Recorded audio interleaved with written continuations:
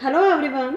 आज हम सांवले सपनों की याद चैप्टर पढ़ेंगे, जिसमें प्रसिद्ध पक्षी विज्ञानी सालिम अली और मिस्टर लॉरेंस के बारे में बताया गया है। लेकिन उससे पहले हम लेखक परिचय पढ़ेंगे, और लेखक हैं जाबिर हुसैन। जाबिर हुसैन का जन्म 1945 में बिहार में हुआ।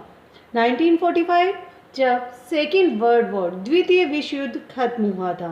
इन्हें अंग्रेजी भाषा में यह प्राध्यापक भी रहे।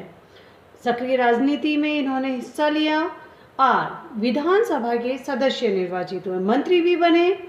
जाबिर हुसैन हिंदी, उर्दू और अंग्रेजी तीनों भाषाओं में साहित्य रचना करते थे।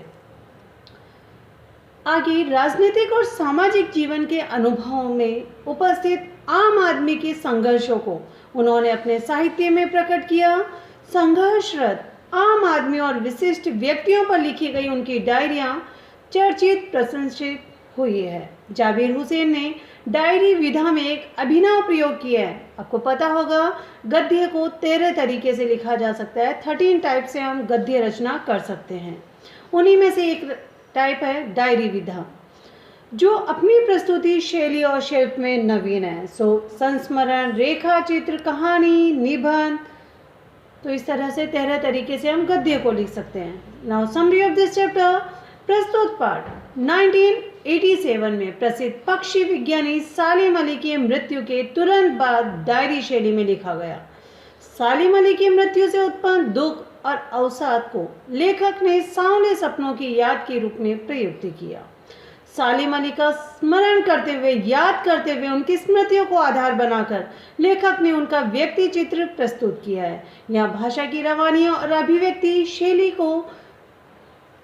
शैली दिल को छू लेती है। नाउ सांवले सपनों की याद, जैसा कि टाइटल से ही पता चल रहा है, सांवले सपने, स्मृतियाँ, किसी की स्मृतियों को आधार बनाकर जो उन्होंने चैप्टर लिखा।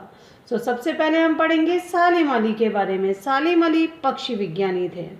बचपन में एक बार इनकी एयर गन से गौरैया पक्षी घायल हो गई थी और तभी से उनके जीवन को एक नई दिशा मिली और वह पक्षी विज्ञानी हो गए।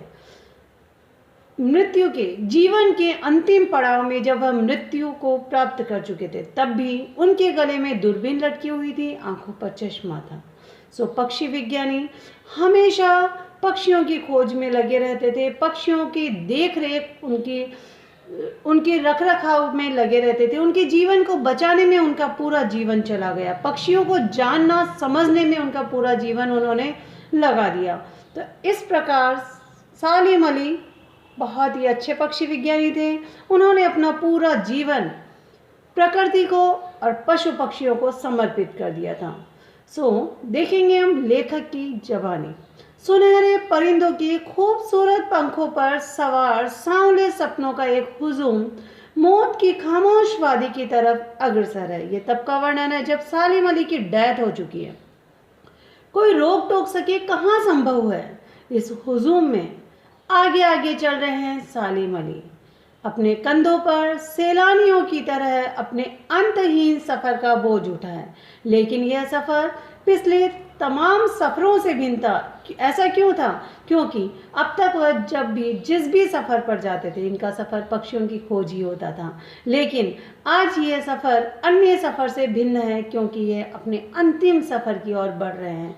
भीड़ भाड़ की जिंदगी और तनाव के माहौल से सालिम अली का यह आखिरी पलायन है। अब तो वे उस वन पक्षी की तरह प्रकृति में विलीन हो रहे हैं, जो जिंदगी का आखिरी गीत गाने के बाद मौत की गोद में जा बसा हो।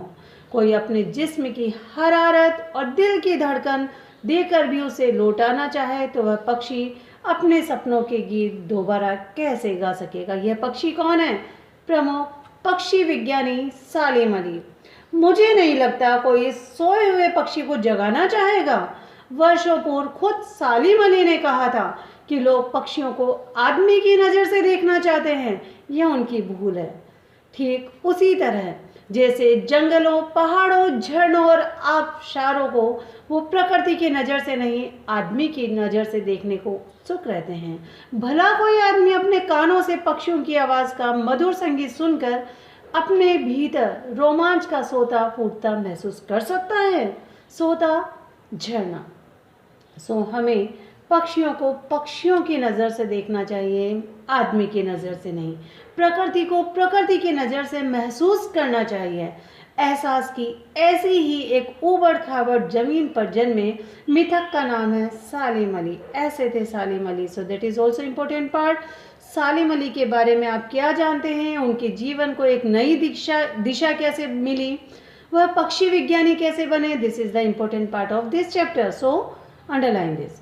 एहसास यस, पता नहीं इतिहास में जब कृष्ण ने वृंदावन में रासलीला रची थी और शौक गोपियों को अपनी शरारतों का निशाना बनाया था, कब माखन भरे भांडे फोड़े थे और दूध छाली से अपने मुंह भरे थे, कब वाटिका में छोटे छोटे किंतु घने पेड़ों की छाया में विश्राम किया था, कब दिल की धड़कनों को एकदम से तेज करने वाले अंदाज में बंसी बजाई थी, और पता नहीं कब वृंदावन की पूरी दुनिया संगीतमय हो गई थी। यह किसी ने नहीं देखा है, लेकिन आज भी हम यह महसूस कर सकते हैं। पता नहीं ये सब कब हुआ था, लेकिन कोई आज भी वृंदावन जाए तो नदी का सांवला पानी क्यों का है, क्योंकि वहाँ यमुना नदी बहती है जो कि सांवले रंग की है। नदी का सांवला पानी उसे पूरे घटनाक्रम की याद दिला देगा। हर सुबह सूरज निकलने से पहले जब पतली गलियों में उत्साह भरी भारी भीड़ नदी की ओर बढ़ती है, तो लगता है जैसे उस भीड़ को चीरकर अचानक कोई सामने आएगा और बंसी की आवाज पर सब किसी के कदम थम जाएंगे। हर शाम सूरज ढलने से पहले जब वाटिका का माली सैलानियों को हिदायत देगा, तो लगता है जैसे बस कुछ ही क्षणों में वह कहीं से आ टपकेगा। यह वह कौन है? श्री कृष्ण। और संगीत का जादू वाटिका के भरे पूरे माहौल पर छा जाएगा। वृंदावन कभी कृष्ण की बांसुरी के जादू से खाली हुआ है क्या? आज भी हम कृष्ण को महसूस कर सकते हैं। सो उसी प्रकार हमें प्रकृति को प्रकृति की नज़र से देखना चाहिए और पक्षियों को पशुओं को उनकी नज़र से महसूस करना चाहिए। मिथकों की दुनिया में इस सवाल का जवाब तलाश करने से पहले एक नज़र कमज़ोर काया वाले उस व्यक्ति पर डाली जाए जिसे हम सालिम अली के नाम से जानते हैं। सो रिमेंबर दिस, सालिम अली कमज़ोर काया वाले व्यक्ति थे। काया से कमज़ोर थे, निश्चय से कमज़ोर नहीं थे। सो उनकी पूरी उम्र पक्षियों की खोज और उनके संरक्षण में ही बीत गई। सो आगे हम देखेंगे, दिस इज़ इम्पोर्टेंट स्ट्रेंजर।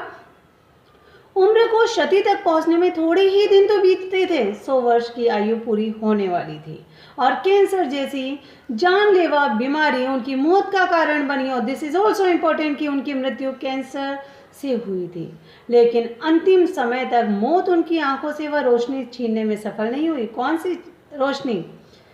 खोज की रोशनी, खोज की चमक। पक्षियों को जानने की लालसा खत्म नहीं हो पाई। यस, वह आंखों से वह रोशनी छीनने में सफल नहीं हुई जो पक्षियों की तलाश और उनकी हिफाजत के प्रति समर्पित थी। सालिम अली की आंखों पर चढ़ी दूरबीन उनकी मौत के बाद ही तो उतरी थी। सो ऐसे थे ये पक्षी विज्ञानी सालिम अली। आगे हम देखेंगे उन जैसा बर्ड वॉचर जो हमेशा पक्षियों की खोज में लगा रहता था, पक्षियों के संरक्षण में लगा रहता था। शायद ही कोई हुआ हो, लेकिन एकांश क्षणों में सालिम अली बिना दूरबीन भी देखे गए हैं। दूर क्षितिज तक फैली जमीन और झुके आसमान को छूने वाली उनकी नजरों में कुछ वैसा ही जादू था। क्षितिज किसे कहते हैं? ऐसा पॉइंट जहाँ पृथ्वी और आसमान मिलते हुए नजर आते हैं, उस पॉइंट को हम क्षितिज कहते हैं, जो प्रकृति को अपने घेरे में बांध लेता है। सालिम अली उन लोगों में थे जो प्रकृति के प्रभाव में आने की बजाय प्रकृति को अपने प्रभाव में लाने के कायल होते हैं। सो उनके लिए प्रकृति में हर तरफ एक हंसती खेलती रहस्य भरी दुनिया पसरी थी और उस रहस्य की खोज में उन्होंने अपना पूरा जीवन लगा दिया। यह दुनिया उन्होंने बड़ी मेहनत से अपने लिए गढ़ी थी। So I think this is enough for today. Next part next video में देखेंगे। सो सालिम अली का इंट्रोडक्शन, सालिम अली के बारे में आप क्या जानते हैं, this is very important. Okay, वह कमज़ोर काया वाले व्यक्ति थे, हमेशा पक्षियों की खोज में लगे रहते थे, पक्षियों की तलाश में लगे रहते थे, उनके हिफाजत के लिए प्रयास करते हुए उन्हें देखा गया है। Thank you. सो आज हम क्वेश्चन आंसर्स देखेंगे।